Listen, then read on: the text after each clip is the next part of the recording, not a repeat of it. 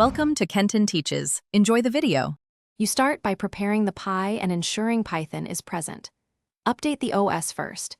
That prevents weird package conflicts. Then check Python 3 version and install pip so you can add libraries.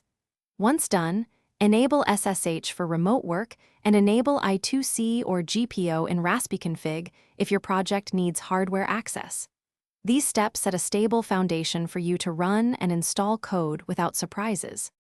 You now build a reproducible environment. Make a project folder and activate a virtualenv so system packages stay clean.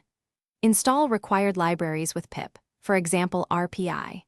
GPO for pins, requests for HTTP, or NumPy for calculations.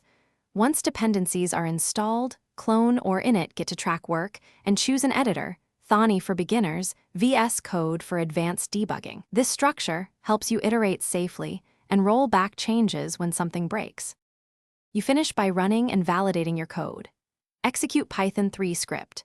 Pi and avoid sudo unless you access GPO or I2C. Sudo can mask permission errors.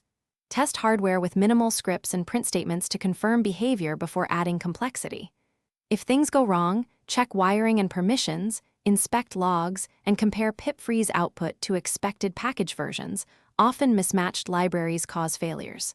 With methodical testing, you'll identify the fault quickly and restore a working setup. Thanks for watching. Please subscribe if this video was helpful.